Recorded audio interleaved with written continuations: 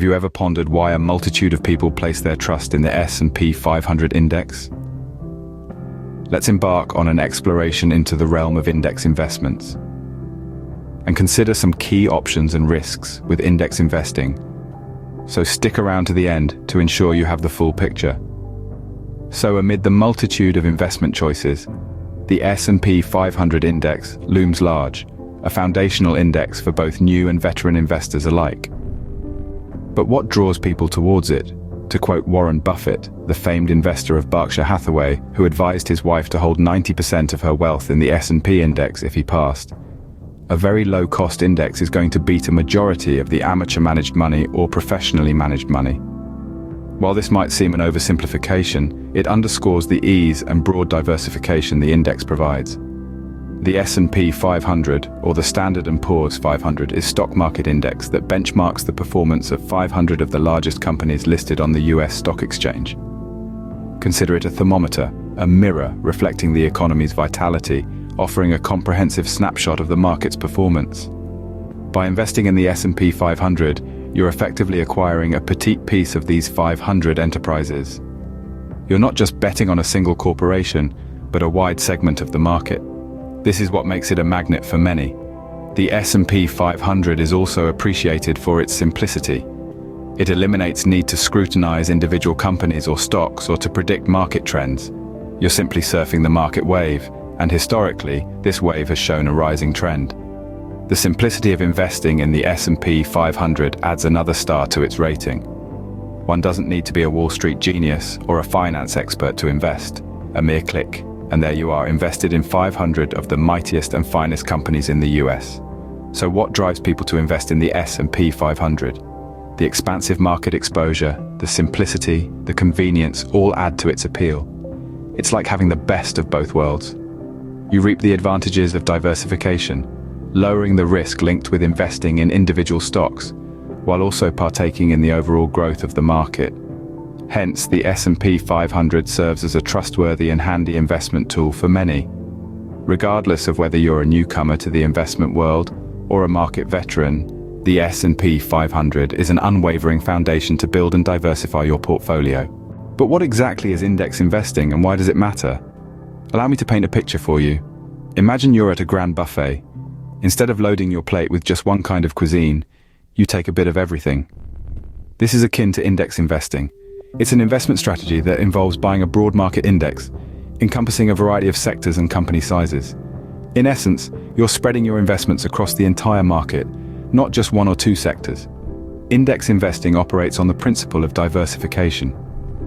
This concept is akin to not putting all your eggs in one basket. By spreading your investments across a wide array of stocks, you reduce the risk of a single company's failure, significantly impacting your portfolio. It's a safety net, if you will, protecting you from the unpredictable swings of the market. But it's not just about safety. Index investing also offers convenience. With one swift move, you're investing in hundreds, sometimes thousands of stocks. You're not spending countless hours researching individual companies hoping to strike gold. Instead, you're betting on the overall market's performance. It's a time-saving approach that allows you to focus on other important aspects of your life while your money works for you. And let's not forget about costs. Index funds typically have lower expense ratios than actively managed funds. Why? Because they're simply tracking an index, not employing a team of analysts to pick and choose stocks. This means more of your money stays invested, compounding over time to grow your wealth. Finally, index investing is democratic. Whether you're a seasoned investor with deep pockets or a beginner just starting out, you can participate. It's an inclusive strategy that opens up the world of investing to everyone. Index investing, with its many advantages, has become a cornerstone of individual savings, investing, and retirement accounts. So, whether you're looking to save for a rainy day, plan for your golden years, or simply grow your wealth, consider the power of index investing. It's a strategy that has stood the test of time and continues to serve investors well. If you've made it this far and enjoy wise financial content, be sure to give us a like and subscribe to support our work. We appreciate it. Major investment companies like Vanguard play a significant role in this realm. But how? You may be wondering. Well, let's dive in, shall we? Investment companies, particularly the major ones, have a decisive role in shaping the landscape of index investing. Their proficiency in managing vast sums of money and expertise in financial markets make them the go-to for many investors seeking to venture into index investing. Now, let's take a moment to talk about Vanguard, a trailblazer in the realm of index investing. Founded in 1975 by John Bogle, Vanguard revolutionized the investment world with the introduction of the first ever index mutual fund for individual investors. The idea was simple yet revolutionary: to provide a low-cost, diversified investment option that would mirror the performance of a specific market index, in this case, the S&P 500. Vanguard's innovative approach quickly gained traction, transforming the way individuals invest their money. The low-cost structure of index investing, combined with the benefit of broad market exposure, made it a popular choice among both novice and seasoned investors. But Vanguard didn't stop there. They continued to innovate, introducing exchange-traded funds or ETFs, a more modern version of index investing. ETFs, like their mutual fund counterparts, track a specific index, but with the added advantage of being traded like individual stocks on the stock exchange. Vanguard's ETFs, such as VOO, which tracks the S&P 500, have become a staple in many investors' portfolios. Vanguard's contribution to the popularity of index investing cannot be overstated. Their relentless focus on providing low-cost, diversified investment options has democratized investing, making it accessible to a broad range of investors, not just the financially savvy or wealthy. So, when we talk about the role of major investment companies in index investing, it's impossible not to highlight Vanguard's significant influence. Their pioneering work has shaped the investment landscape, making index investing a viable and popular investment strategy. And there you have it. Vanguard, among others, has made index investing accessible to a wide range of investors. Their innovative approach has truly transformed the world of investing, and it's something we can all benefit from. From the original index mutual funds to the modern ETF version like VOO, the evolution has been notable. Let's dive into this fascinating journey. Index mutual funds made their debut in the mid-70s, the brainchild of companies like Vanguard. These funds were designed to mimic the performance of a specific market index, such as the S&P 500. The revolutionary idea here was to provide investors with a way to invest in a broad cross-section of the market, without needing to pick individual stocks. This approach was cost-effective and reduced risk through diversification. Fast forward a few decades, and the investment landscape was ripe for another revolution. Enter exchange-traded funds, or ETFs. Making their debut in the early 90s, ETFs took the concept of index mutual funds and added a layer of flexibility.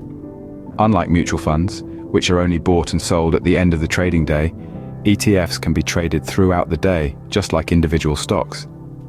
This allows investors to react more quickly to market changes. Another significant advantage of ETFs is their lower expense ratios compared to traditional mutual funds.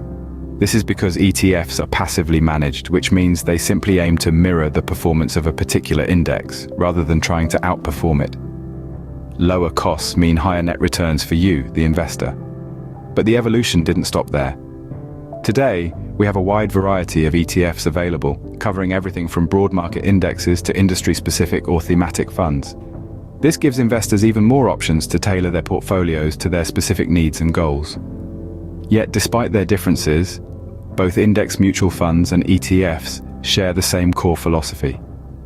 They both aim to provide investors with a simple, cost-effective way to gain exposure to a broad range of assets, thereby reducing risk through diversification. In conclusion, the evolution from index mutual funds to ETFs has led to more options, lower costs, and greater flexibility for investors. These diversified low-cost options have greatly influenced the investing world. Whether you're a beginner or a seasoned investor, understanding these tools can help you make informed decisions to reach your financial goals. Diversification is crucial in investing, but what about concentration risk? This is a question many investors grapple with, particularly when it comes to exchange-traded funds or ETFs that lean heavily towards technology stocks like the QQQ. You see, concentration risk refers to the potential harm that can befall an investor's portfolio when a disproportionate amount of capital is invested in a small number of stocks or sectors. It's like putting all your eggs in one basket. For instance, if a majority of your investments are in technology stocks and the tech sector takes a hit, your portfolio could suffer significantly. This is where the importance of diversification comes into play. Diversification is the practice of spreading investments across various sectors or asset classes to reduce risk. It's essentially a risk management strategy that mixes a wide variety of investments within a portfolio. The rationale behind this technique is that a portfolio with different kinds of investments will, on average, yield higher returns and pose a lower risk than any individual investment within the portfolio. Now let's consider the ETF IWM, or the Russell 2000 Index. This is a broad index that focuses on small-cap companies. Including an ETF like IWM in your portfolio can provide exposure to a different segment of the market, helping to balance out any concentration in larger, more established companies or sectors. This isn't to say that you should avoid ETFs like QQQ entirely. They can be a valuable part of your investment strategy. The key is to balance these more focused investments with broader ones to mitigate concentration risk. For example, the Vanguard Dividend Growth ETF, or VIG, could also be part of your portfolio. Although there might be some overlap with other holdings, having a portion of your investments in a fund like VIG can provide a balance of growth, large cap, small cap, and dividend-paying stocks. In essence, a well-diversified portfolio with 3 to 4 different ETF holdings can help manage concentration and overlap risks, setting you up for a more successful investing journey. By understanding concentration risk and diversifying accordingly, investors can better manage their portfolios.